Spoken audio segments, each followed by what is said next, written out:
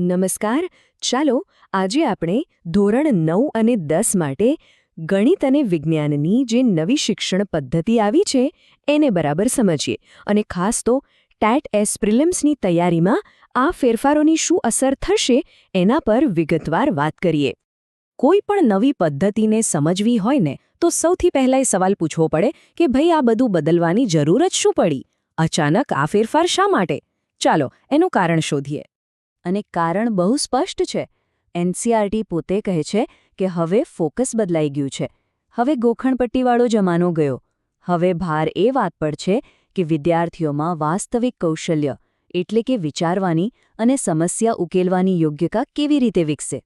Okay, તો આપણે આખી વાતને સ્ટેપ બાય સ્ટેપ સમજીશું. સૌથી પહેલાં જોઈશું કે શિક્ષણની નવી દિશા શું છે, પછી કઈ પદ્ધતિઓ અપનાવવાની છે, એના આધારે પરીક્ષાનું માળખું કેવું બન્યું છે, અને પછી કેટલાક વાસ્તવિક પ્રશ્નપત્રોનું વિશ્લેષણ કરીશું. અને હા, છેલ્લે એક મજાની ક્વિઝ પણ છે. તો આ બધા ફેરફારનો પાયો ક્યાં છે? એ છે આપણી નવી રાષ્ટ્રીય શિક્ષણ નીતિ 2020. અને એની પાછળનું એક મોટું કારણ છે રાષ્ટ્રીય સિદ્ધિ સર્વેક્ષણના તારણો. જુઓ, નાસ સર્વેના જે પરિણામો આવ્યા ને એ થોડા ચોંકાવનારા હતા. એમાં ખબર પડી કે આપણા વિદ્યાર્થીઓ ભણે તો છે પણ એ જ્ઞાનને વાસ્તવિક જીવનમાં વાપરી નથી શકતા. બસ આ જ વાત પરથી નક્કી થયું કે હવે યોગ્યતા આધારિત શિક્ષણ તરફ વળવું પડશે. તો સવાલ એ થાય કે આ યોગ્યતાઓ વિદ્યાર્થીઓમાં આવશે ક્યાંથી? એના માટે વર્ગખંડમાં કઈ નવી પદ્ધતિઓનો ઉપયોગ થશે. ચાલો એના પર એક નજર કરીએ. હવે સૌથી મોટો ફેરફાર છે અધ્યયન નિષ્પત્તિઓ. મતલબ કે હવે માત્ર સિલેબસ પૂરો નથી કરવાનો. દરેક પાઠ પછી વિદ્યાર્થી શું શીખ્યો અને શું કરી શકશે એ પહેલેથી જ નક્કી હોય છે. જેમ કે ખાલી નિયમ જાણવો એ પૂરતું નથી, પણ નિયમનો ઉપયોગ કરી શકવો એ ખરી અધ્યયન નિષ્પત્તિ છે. આ નિષ્પત્તિઓ મેળવવા માટે પૃચ્છા આધારિત અને પ્રોજેક્ટ આધારિત શિક્ષણ જેવી પદ્ધતિઓ બહુ જ કામની છે. આનાથી શું થાય? વિદ્યાર્થીઓ સવાલ પૂછતા શીખે છે, જાતે તપાસ કરે છે અને શીખેલી વાતને પાઠ્યપુસ્તકની બહારની દુનિયા સાથે જોડે છે.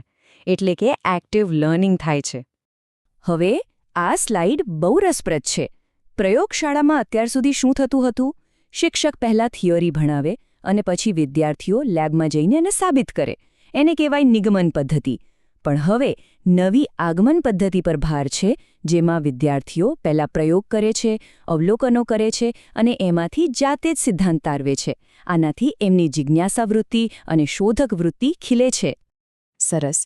તો ભણાવવાની રીત તો બદલાઈ, પણ આની અસર પરીક્ષા પર શું થશે? ખાસ કરીને ટીએટી જેવી પરીક્ષાની તૈયારી કરતા ઉમેદવારો માટે આ જાણવું બહુ જ જરૂરી છે. આ જુઓ ગુજરાત બોર્ડનો સત્તાવાર પરિપત્ર. આમાં સાફ સાફ લખ્યું છે કે હવે યોગ્યતા આધારિત પ્રશ્નોનું મહત્વ વધારવામાં આવ્યું છે.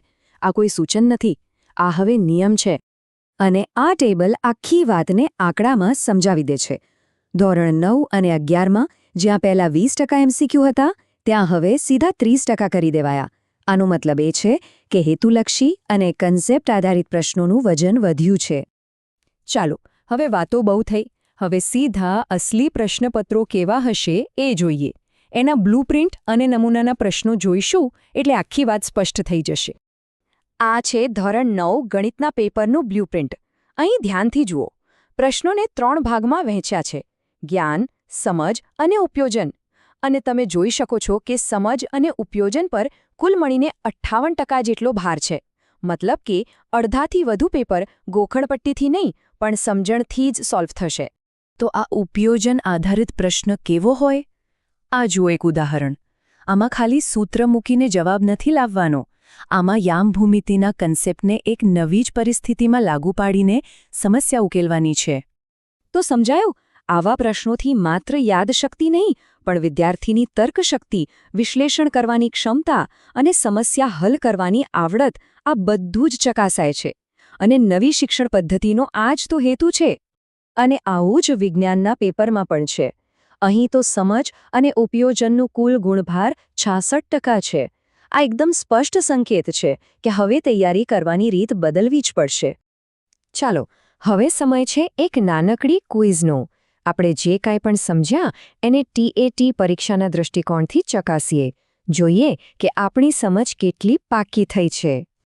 આપણો પહેલો સવાલ યાદ કરો, આપણે 2 પ્રકારના પ્રયોગશાળા કાર્યની વાત કરી. સવાલ એ છે કે કઈ પદ્ધતિમાં સિદ્ધાંતની પુષ્ટિ કે ખાતરી થાય છે? અને સાચો જવાબ છે બી, નિગમન પદ્ધતિ. એકદમ સરળ રીતે યાદ રાખો, નિગમન એટલે નિયમ પરથી ઉદાહરણ તરફ જવું. પહેલા થિયરી, પછી પ્રેક્ટિકલ. જ્યારે આગમનમાં પહેલા પ્રેક્ટિકલ, પછી થિયરી. બીજો સવાલ, ઉપયોજન પ્રકારના પ્રશ્નો પાછળનો મુખ્ય હેતુ શું છે?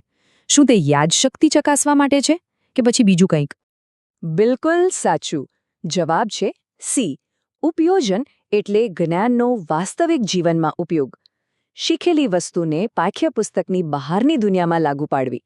આ જ તો યોગ્યતા આધારિત શિક્ષણનો મૂળભૂત પાયો છે. તો આજના આ વિશ્લેષણના અંતે એક વાત સ્પષ્ટ છે. શિક્ષણની દુનિયા બદલાઈ રહી છે અને એક શિક્ષક તરીકે આપણી ભૂમિકા પણ બદલાઈ રહી છે. હવે આપણે માત્ર જ્ઞાન આપનાર નથી, પણ વિદ્યાર્થીઓને વિચારવા માટે પ્રેરણા આપનાર અને સમસ્યા ઉકેલવામાં મદદ કરનાર માર્ગદર્શક બનવાનું છે. ટેટ્સ પ્રિલિમ્સ જેવી પરીક્ષાઓ માટે આવા જ ઊંડાણપૂર્વકના વિશ્લેષણ અને સમજૂતી મેળવતા રહેવા માટે અમારી YouTube ચેનલને સબસ્ક્રાઇબ કરવાનું ચૂકશો નહીં. આપણે ફરી મળીશું એક નવા વિષય સાથે. આભાર.